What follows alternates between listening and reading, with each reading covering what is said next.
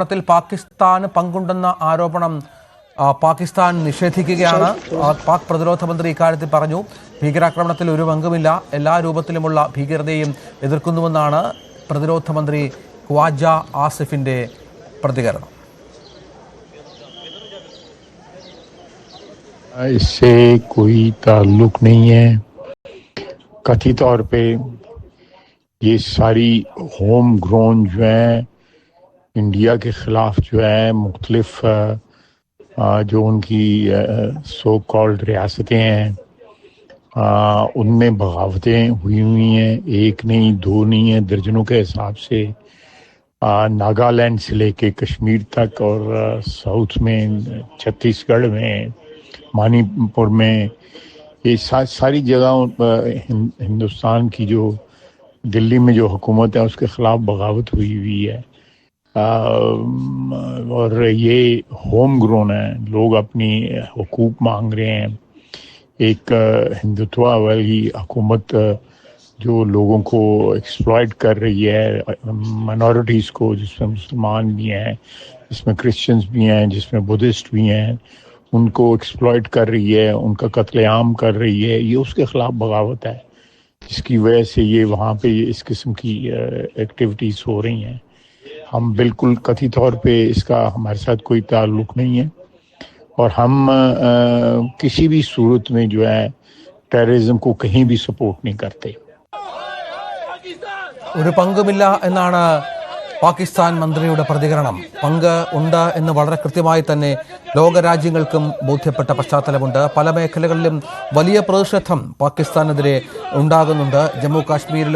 ജമ്മുവിലും കശ്മീർ താഴ്വരയിലും മറ്റും ആ തരത്തിലുള്ള വലിയ പ്രതിഷേധങ്ങൾ ഉണ്ടാകുന്നുണ്ട് പാകിസ്ഥാനെതിരെ. കാരണം തങ്ങൾ സമാധാനപൂർണ്ണം ജീവിച്ചിരുന്ന ഒരു കൂട്ടം ജനങ്ങളാണ്. കൃഷിയും നേരത്തെ പറഞ്ഞതുപോലെ വിനോദസഞ്ചാരവും ഒക്കെ ജീവനോപാധിയായി കശ്മീരിൻ്റെ തിരിച്ചു വന്ന പ്രൗഢി ആസ്വദിച്ച് അതിനൊപ്പം ജീവിക്കാൻ ആഗ്രഹിച്ചിരുന്ന ഒരു കൂട്ടം ജനതയ്ക്ക് മേലാണ് വീണ്ടും കരുനിഴൽ വീഴ്ത്തിയിരിക്കുന്നത് ഈ ഭീകരവാദികൾ എന്നത് ഏറെ ദുഃഖകരമായ, ഒട്ടും മറക്കാനാവാത്ത ഒരു കാര്യം തന്നെയാണ് എന്ന കാര്യത്തിൽ സംശയമില്ല. പക്ഷേ സമാധാനം തിരിച്ചു കൊണ്ടുവരും, യാതൊരു സംശയവുമില്ല.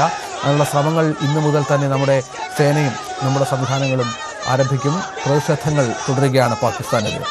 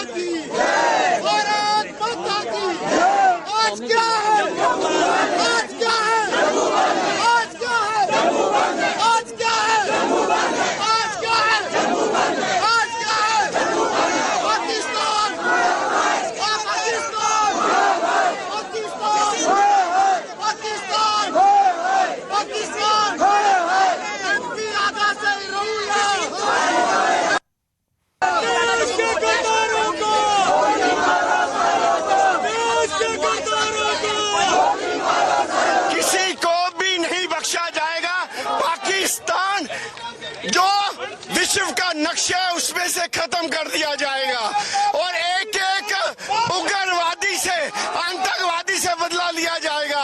हम सब, पूरा देश उन पीड़ित परिवारों के साथ खड़ा है। नरेंद्र भाई मोदी जी, अमित शाह जी नहीं बख्शेंगे पाकिस्तान को। जल्द खून का बदला खून से लिया जाएगा। ഇത്തരത്തിലാണ് വലിയ പ്രതിഷേധ പ്രകടനങ്ങൾ ജമ്മുവിലുടനീളം നടക്കുന്നു എന്നാണ് നമുക്ക് മനസ്സിലാക്കേണ്ടത്. ശ്രീനഗറിലും ജമ്മുവിലും മറ്റുമായി അനവധി പ്രതിഷേധ പ്രകടനങ്ങൾ നടക്കുന്നുണ്ട്. പ്രദേശവാസികളൊക്കെ ഇതിൻ്റെ ഭാഗമാകുന്നു. കാരണം അത്രത്തോളം അവർ അവിടെ സമാധാനം ആഗ്രഹിച്ചിരുന്ന ആളുകളാണ് എന്നുള്ളതാണ്. ദൃശ്യങ്ങളിൽ കാണുന്നത് ചോപ്പറുകൾ, നേവിയുടെയും മറ്റും ചോപ്പറുകൾ അവിടെയുണ്ട്. നമുക്കറിയാം ആ ചോപ്പറുകളുടെ പരിശോധന അവിടെ നടക്കുകയാണ്. ഈ പ്രദേശങ്ങളിൽ ഇവർ ഒളിച്ചിരിക്കുന്നുണ്ട് എന്നുള്ള സൂചനകൾ കൃത്യമായി തന്നെ, കാരണം നേരത്തെ തന്നെ ഇവിടെ പൂർണ്ണമായും സൈനികരുടെ നിയന്ത്രണത്തിലാക്കിയിരുന്നു ഈ പ്രദേശം. അവിടെ നിന്ന് അവർ രക്ഷപ്പെട്ടു പോകാനുള്ള സാധ്യതകൾ തുലോം പരിമിതമാണ്. സ്വാഭാവികമായും അതനുസരിച്ച് ആ പ്രദേശങ്ങളിൽ അവരുണ്ടാകും എന്നുള്ള ഉദ്ദേശത്തിൽ തന്നെയാണ് തെരച്ചിൽ നടക്കുന്നതും മുന്നോട്ട് പോകുന്നതും. കൂടുതൽ സേനാ സംഘങ്ങൾ അവിടെ എത്തിയിട്ടുണ്ട്. ഹെലികോപ്റ്ററുകളുടെ ആധുനിക ചോപ്പർ സംവിധാനങ്ങളുടെ സഹായമുണ്ട് സേനയ്ക്ക്. നേരത്തെ നമ്മളോട് സംസാരിച്ച ശ്രീമതി ഷപ്ന പറഞ്ഞതുപോലെ ഈ പ്രദേശം അത്ര പകൽ ഈ സമയത്തൊന്നും അങ്ങനെ ആൾ സഞ്ചാരം, പൊതുവായി ആളുകളൊക്കെ ഉച്ചയോടുകൂടി ആക്റ്റീവ് ആകുന്ന ഒരു പ്രദേശമാണ്.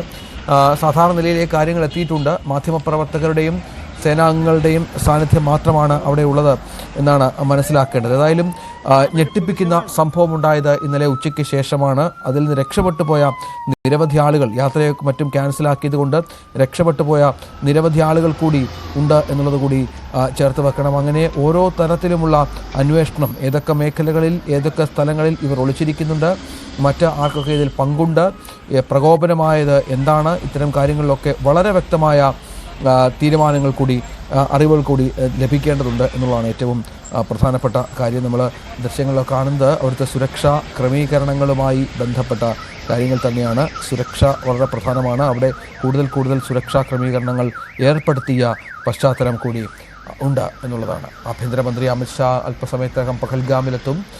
സംഭവ സ്ഥലത്ത് നിരീക്ഷണം നടത്തുകയും ചെയ്യും.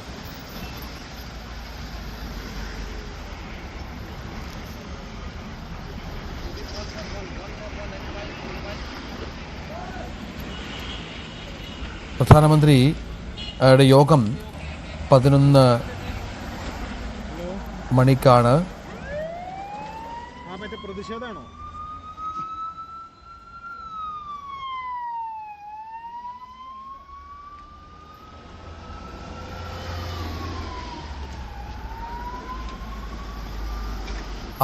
ഭീകരർ പഹൽഗാമിലെ കുന്നിൻ ചെരുവുകളിൽ ഒളിവിലുണ്ട് എന്നാണ് ഇപ്പോൾ ലഭിക്കുന്ന സൂചനകൾ.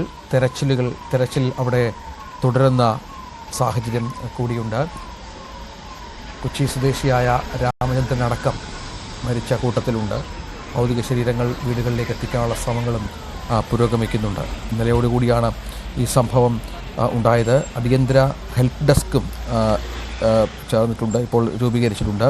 വിനോദയാത്രകൾക്ക് സഹായത്തിനും മറ്റുമായി ഹെൽപ്പ് ഡെസ്ക് അടക്കം രൂപീകരിച്ചുകൊണ്ടാണ് ഉള്ളത്. നമുക്ക് പ്രധാനപ്പെട്ട കാര്യം, ലോകരാജ്യങ്ങളെമ്പാടും ഇന്ത്യക്ക് പിന്തുണയുമായി രംഗത്ത് വന്ന സാഹചര്യം കൂടിയും ഇതിനോട് ചേർത്ത് വെക്കുകയും വേണം.